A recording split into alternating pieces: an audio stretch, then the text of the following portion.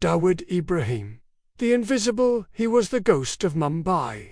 A shadow that moved through the crowded streets, invisible yet omnipresent. In the slums of Dongri, children whispered his name. In the penthouses of Bollywood, producers counted his money. In the corridors of power, politicians felt his influence. This is a name that made Interpol create new categories of criminality. A man who turned the chaotic streets of India into the launching pad for a crime empire that would span continents and decades. He dealt in everything the world feared most: drugs that destroyed families, guns that toppled governments, and terror that shook nations to their core. But he was also a businessman who understood that the most powerful weapon wasn't a bullet or a bomb, it was influence. And Dawood Ibrahim wielded it like a master craftsman, dining with politicians while their police forces hunted him. Financing movies while planning massacres, building hospitals while orchestrating assassinations. From the narrow alleys of Mumbai to the glass towers of Dubai, from the mountains of Afghanistan to the financial centers of London, his empire of shadows reached everywhere, controlled everything, and answered to no one. This is the story of the most wanted man in India. A criminal so powerful that some believe entire nations protect him. So elusive that after 3 decades of hunting, he remains a ghost. So dangerous that his very existence has rewritten the rules of international crime. This is the story of Dawood Ibrahim, the Invisible Don.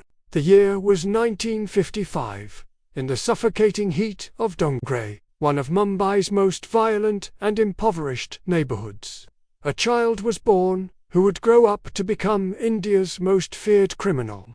Dawood Ibrahim Kaskar entered a world where survival meant choosing between predator and prey. His father, Ibrahim Kaskar, wore the khaki uniform of a police constable, an honest man, trying to feed his family on an honest salary. His mother, Amina, was a quiet homemaker who watched her neighborhood slowly surrender to crime and corruption. They had dreams for their son. Dreams of education, respectability, a life away from the violence that claimed so many young men in. But Dawood Ibrahim Kaskar had different plans. While other children feared the dark alleys and violent gangs, he was drawn to them like a moth to flame. School bored him. Discipline annoyed him. The slow, grinding path to middle-class respectability seemed like a prison sentence. What fascinated him was power, raw, immediate, intoxicating power. By the time he was 15, he was running with the most dangerous crowds in Mumbai. He picked pockets with surgical precision, hijacked cars with teenage audacity, and fought in back alley brawls that left opponents hospitalized and bystanders terrified. The arrests came frequently, dozens of times before his 20th birthday. But something chilling distinguished Dawood from every other street punk dragged into Mumbai police stations. While others cowered, cried, or begged for mercy, Dawood smiled. Even in handcuffs, even facing jail time, even staring at a future behind bars, he smiled like he knew a secret the rest of the world had yet to discover. He was learning. Every arrest was a masterclass in criminal methodology. Every night in lockup was networking with more experienced criminals. He studied the local gangs like a business student studying case histories. He watched who got paid and who got killed. He observed who commanded respect and who inspired fear. Most importantly, he identified what separated the successful criminals from the desperate ones: strategy, organization, vision. By the early 1980s, Dawood had assembled his own crewmen who weren't just criminals but soldiers in a growing army. He called it the Company, and it would become one of the most sophisticated criminal organizations in history. What started with stealing watches and smuggling gold quickly evolved into something far more ambitious. Dawood wasn't content to be just another street thug scrambling for scraps.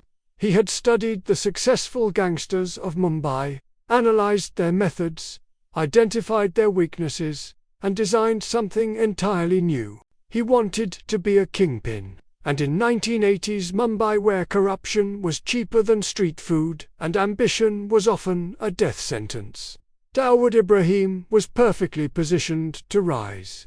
The city was about to discover that it had produced not just another criminal, but a criminal genius. By the mid-1980s, the teenager who once picked pockets in Dongri had evolved into something infinitely more dangerous. Dawood Ibrahim was no longer a street-level gangster scrambling for territory.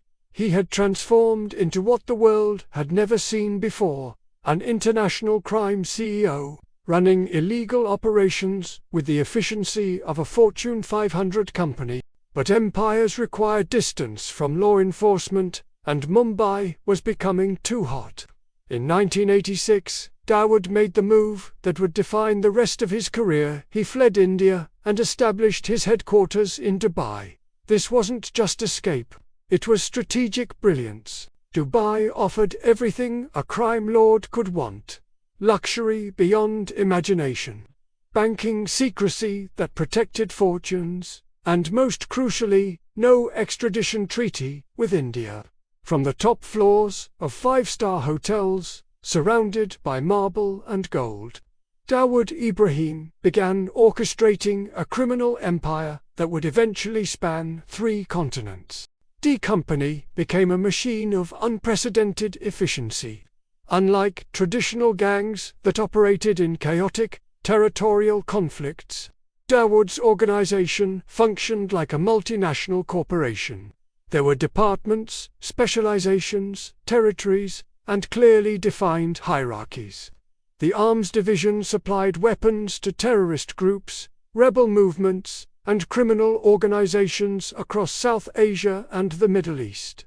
Pakistani militants, Kashmiri separatists, Tamil tigers. If they needed guns, D Company provided them for the right price. The narcotics division moved heroin from Afghanistan's poppy fields to America's streets, cocaine from South America to Europe's nightclubs, and synthetic drugs to Asia's growing party scenes.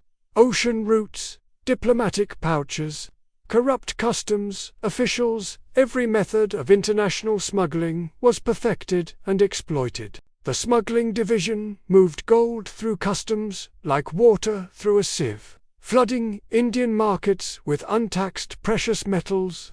Simultaneously, they perfected the art of currency counterfeiting, printing fake Indian rupees so sophisticated that banks often couldn't detect them. But the most crucial department was intelligence and corruption, a network of former cops, willing politicians, and bribed businessmen who provided protection, information, and legitimacy. This wasn't just crime, it was a shadow government operating parallel to official institutions. Dawood understood something that most criminals missed: legitimacy was the ultimate protection. He began bankrolling Bollywood films, not just for money laundering, but for influence and image. When you finance the dreams that entertain millions, you become more than a criminal, you become a cultural force. He crashed weddings of movie stars. He took photographs with directors and producers. He threw parties that became legendary in Mumbai's social circles. People knew exactly who he was. The newspapers just couldn't print it, and the police couldn't arrest him. Every aspiring actor wanted his backing. Every established star feared losing his favor. Movie projects lived or died based on his approval. Through Bollywood, Dawood Ibrahim wasn't just controlling crime, he was controlling culture, narrative, and public perception. Meanwhile, politicians discovered that Dawood's money came with fewer strings attached than campaign contributions. He funded elections, provided muscle for campaigns, and eliminated opposition, while maintaining plausible deniability for those who accepted his help. By the early 1990s, D Company had evolved beyond an Indian criminal organization. It had become a global network with sophisticated operations spanning multiple continents. Pakistan became his primary base, where intelligence sources suggested he lived under the protection of military and intelligence officials, who found his anti-India activities useful for their own geopolitical purposes. Nepal provided mountain smuggling routes that bypassed traditional border controls, moving everything from drugs to weapons to people through terrain that law enforcement couldn't effectively monitor. Thailand offered access to Southeast Asian drug networks and provided a crucial link between South Asian production and global distribution networks. The United Kingdom became his financial center, where D-company investments in property and businesses provided both money laundering opportunities and legitimate fronts for illegal activities. The United Arab Emirates remained his operational headquarters, offering proximity to South Asia while maintaining the security and luxury that his status demanded. Interpol designated him one of the most dangerous men alive. The U.S. Treasury Department listed him as a global terror threat. Intelligence agencies from 5 countries coordinated efforts to track and capture him. But Dawood Ibrahim didn't flinch. Instead, he kept growing his empire, kept expanding his operations, and kept laughing in the face of international law enforcement. He had built something that could survive governments, outlast investigations, and operate beyond the reach of conventional justice, until the day he decided to cross a line that would forever change how the world saw him and ensure that he could never return to the shadows of ordinary crime. March 12, 1993. It started as an ordinary Friday morning in Mumbai. Office workers hurried to catch trains. Children walked to school. Vendors set up their stalls. The city pulsed with its usual chaotic energy, 10 million people pursuing their dreams in one of the world's most crowded cities. At exactly 1:30 p.m., that ordinary day became a nightmare that would haunt India forever. In the basement of the Bombay Stock Exchange, the financial heart of India's economic capital, a massive explosion tore through concrete and steel like paper. The fireball erupted upward, swallowing cars in the parking garage, shattering windows for blocks around, and painting the Mumbai sky in toxic black smoke. But this was just the beginning. Before anyone could process what had happened, the sound of another explosion echoed across the city. Then another and another, 12 bombs in total, each one precisely placed, perfectly timed, and devastatingly effective. This wasn't random violence, it was a coordinated attack that demonstrated planning, resources, and ruthless intelligence. The targets were chosen to maximize both casualties and symbolic impact. Mumbai's airport, the gateway to India's financial capital. The city's most prestigious hotels, symbols of India's growing prosperity. Crowded markets where ordinary citizens went about their daily lives. When the smoke cleared and the rubble was searched, the toll was staggering. 257 people dead, over 1,400 injured, families destroyed, lives shattered, a city traumatized. India had experienced terrorism before, but never like this, never with this level of coordination, never with this devastating efficiency. The investigation began immediately. Mumbai police, Indian intelligence, and federal agencies launched the largest criminal investigation in the country's history. They traced phone calls, interrogated suspects, followed money trails, and slowly began to uncover a truth more chilling than anyone had imagined. Every lead pointed in the same direction, to company. But this wasn't just another criminal operation. The evidence revealed something that changed how the world understood Dawood Ibrahim's organization. Phone intercepts revealed calls between D-company operatives and Pakistani intelligence officials. Financial records showed money flowing from Dubai to Mumbai to fund the operation. Arrested foot soldiers confessed to receiving training in Pakistan, learning to make bombs, and being given specific targets in Mumbai. The motive was as shocking as the method. The attacks were revenge for the destruction of Muslim neighborhoods during the horrific communal riots of 1992, when Hindu-Muslim violence had torn Mumbai apart and left thousands dead. But this wasn't just revenge, it was a message. Dawood Ibrahim was announcing to India and the world that he wasn't merely a criminal anymore. He had evolved into something far more dangerous. A terrorist with the resources of a crime empire and the protection of a foreign government. The Indian government's response was swift and unprecedented. Prime Minister P.V. Narasimha Rao declared the bombings an act of terrorism sponsored by Pakistan. Arrest warrants were issued for Dawood Ibrahim and his top lieutenants. Interpol immediately placed Dawood on its red notice list, the closest thing to an international arrest warrant. The U.S. Treasury Department designated him a specially designated global terrorist, freezing any assets he might have in American financial institutions. But when India demanded his extradition, Pakistan's government issued blanket denials. They claimed no knowledge of his whereabouts, insisted he wasn't on Pakistani soil, and dismissed Indian evidence as fabrication designed to embarrass Pakistan internationally. However, intelligence agencies told a different story. Satellite images showed luxury compounds in Karachi where Dawood allegedly lived. Phone intercepts captured conversations that seemed to originate from Pakistan. Eyewitness accounts from travelers and businessmen described seeing him at weddings and social events in Pakistani cities. While India mourned its dead and hunted for justice, Dawood Ibrahim was reportedly living in luxury under the protection of the same Pakistani officials who denied his presence.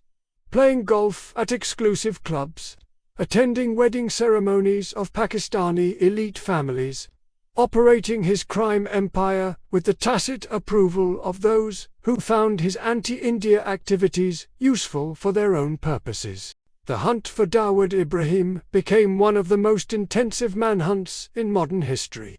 Indian intelligence agency RAW, the CIA, Interpol, and law enforcement agencies from multiple countries coordinated efforts to track and capture him. They tapped phone lines across 3 continents. They placed informants in Pakistani cities. They monitored financial transactions through international banking systems. They even infiltrated D Company's lower ranks, hoping to work their way up to actionable intelligence about his location. There were close calls reports of planned operations to capture him, diplomatic pressure that forced him to move locations, intelligence breaches that gave him hours of warning before raids. But every time law enforcement closed in, Dawood Ibrahim seemed to vanish like smoke. His survival strategy was sophisticated beyond anything law enforcement had encountered. Multiple safe houses with escape routes planned years in advance. Body doubles who appeared at public events while he remained hidden. False identities backed by expertly forged documents. And most crucially friends in the highest levels of Pakistani government and military who ensured he received warnings about any operations targeting him. What began as a manhunt became a decades-long game of hide-and-seek between one of the world's most wanted criminals and the combined law enforcement resources of multiple nations. And as the years passed, something extraordinary happened. Dawood Ibrahim didn't just evade capture, he transcended from criminal fugitive to mythical figure. Decades passed. Governments in both India and Pakistan changed hands multiple times. Technology advanced from phone taps to satellite surveillance to digital tracking. International cooperation deepened, intelligence sharing improved, and law enforcement techniques evolved. But Dawood Ibrahim, he remained what he had always been since 1993, a ghost. Missing but omnipresent. Invisible but influential. A phantom who cast a shadow across the entire subcontinent. The sightings became legendary in intelligence circles. Each one investigated, none confirmed, all contributing to a mythology that grew more powerful with each passing year. Dubai. Intelligence sources reported him living in luxury villas, protected by private security and the UAE's complex relationship with both Pakistan and India. Photographed at restaurants, but the photos always turned out to be someone else. Pakistani military compounds. Satellite imagery occasionally showed movement patterns consistent with high-value targets, but ground verification was impossible due to the sensitive nature of the locations. Saudi Arabia. Wedding videos from elite Pakistani families sometimes showed figures that resembled him. But facial recognition technology couldn't provide definitive matches from the available footage. Afghan border towns. In the lawless tribal regions where Pakistani sovereignty was nominal at best, reports placed him in compounds protected by Taliban-affiliated groups, who had no interest in cooperating with international law enforcement. Every few years, reports of his death would surface: kidney failure, heart attack, targeted assassination. Indian media would celebrate, Pakistani officials would remain silent. Then, months later, intelligence intercepts would suggest he was alive, active, and still running D-Company operations. In the digital age, technology that should have made him easier to track instead provided new methods of remaining invisible. Encrypted video calls allowed him to manage operations without physical presence. Digital currencies enabled financial transactions that traditional banking surveillance couldn't monitor. While the man himself became increasingly mythical, his organization adapted to the 21st century with remarkable efficiency. D-Company operations reportedly evolved to match modern criminal opportunities. Real estate fronts that laundered money through property development in multiple countries, creating legitimate wealth from illegal profits, while providing safe investments for the organization's growing financial resources. Betting syndicates that fixed cricket matches, manipulated sports outcomes, and operated illegal gambling networks that generated billions in revenue while corrupting India's most beloved sport. Drug shipments that continued moving heroin from Afghanistan to global markets, adapted to new smuggling routes as international enforcement efforts closed traditional pathways. International extortion rings that targeted wealthy Indian businessmen, Bollywood producers, and even successful expatriate communities, proving that distance from India didn't mean safety from D-Company's reach. All of this remained protected by the same wall that had sheltered Dawood for decades. Money that could buy silence. Fear that prevented testimony.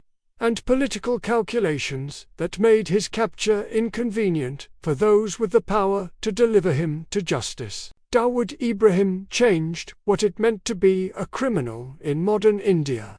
Before him, gangsters were local threats dangerous to their immediate communities, but limited in scope and ambition. After him, the very definition of organized crime had to be rewritten. He successfully blurred every line that law enforcement had previously used to categorize threats. Gangster and terrorist became indistinguishable. Businessman and warlord operated from the same luxury offices. Fugitive and symbol existed simultaneously in the public consciousness. Most importantly, he proved that a criminal organization could transcend its founder.